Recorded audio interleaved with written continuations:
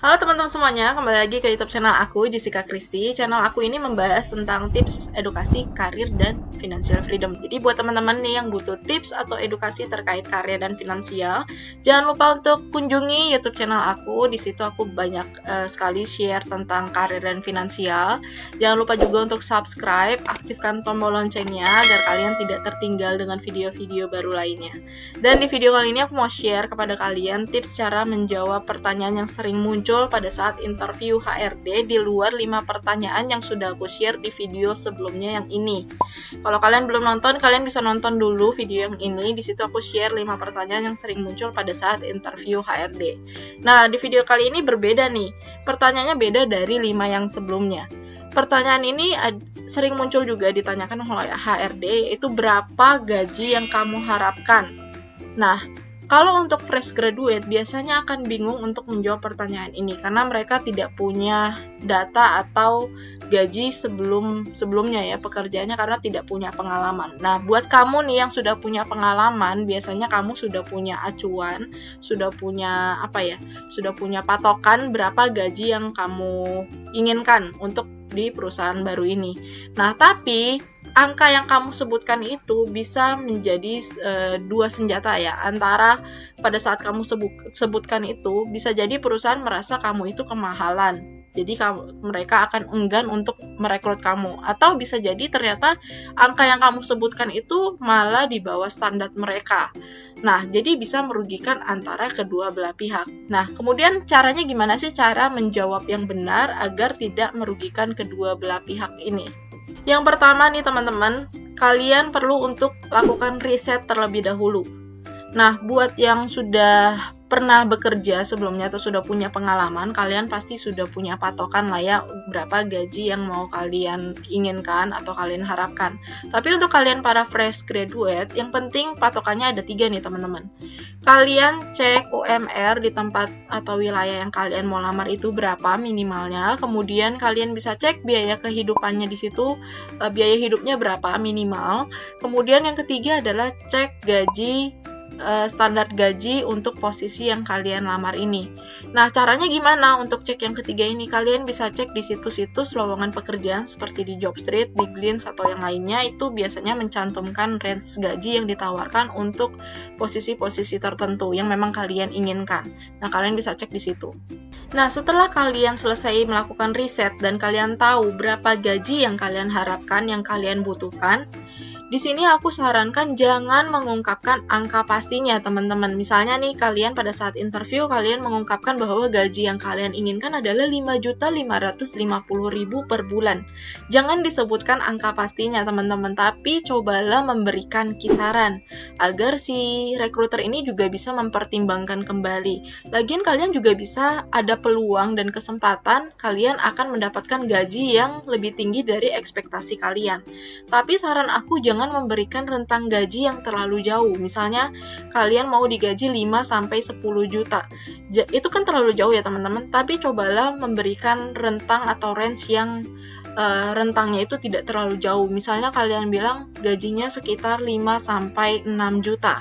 Kemudian untuk menjawab pertanyaan ini, kalian juga bisa menaikkan sedikit angkanya.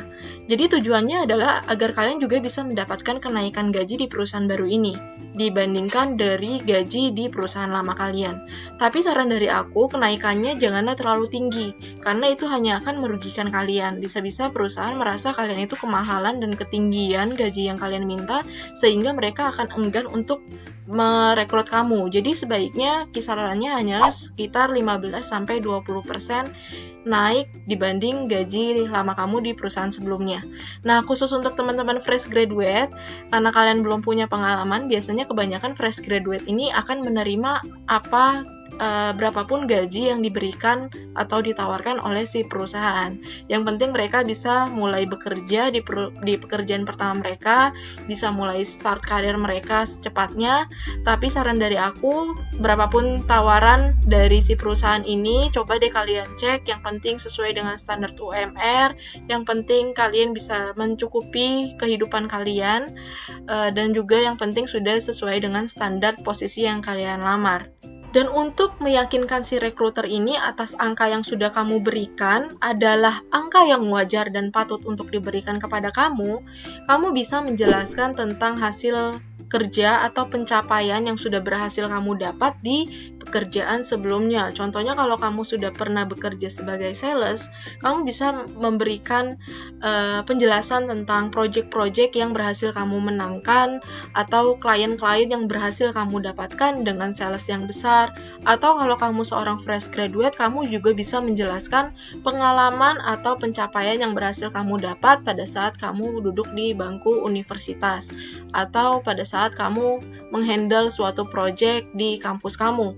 Nah, ini akan membuat si recruiter itu merasa yakin bahkan gaji yang kamu harapkan tadi bisa dilebihkan oleh si recruiter ini karena melihat hasil kinerja kamu di perusahaan atau di organisasi sebelumnya.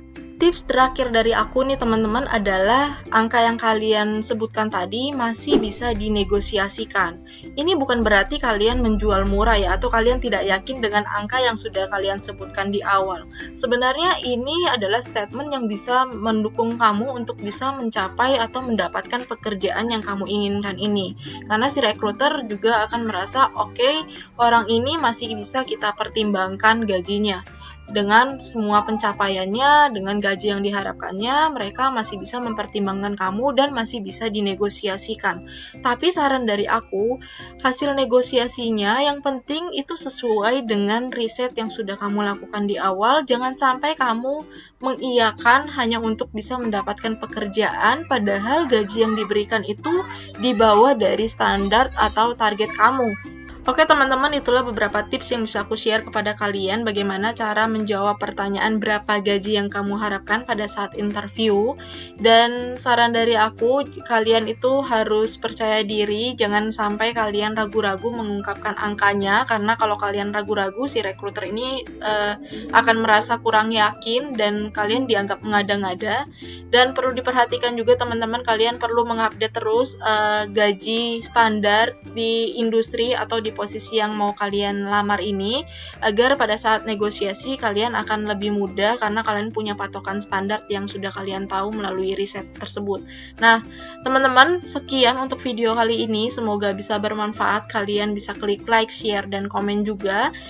Kalau kalian butuh tips terkait karir, aku juga share di YouTube channel aku. Jadi jangan lupa subscribe dan aktifkan tombol loncengnya agar kalian tidak tertinggal dengan update video yang lain. Dan terima kasih sudah menonton sampai akhir dan sampai jumpa di video berikutnya.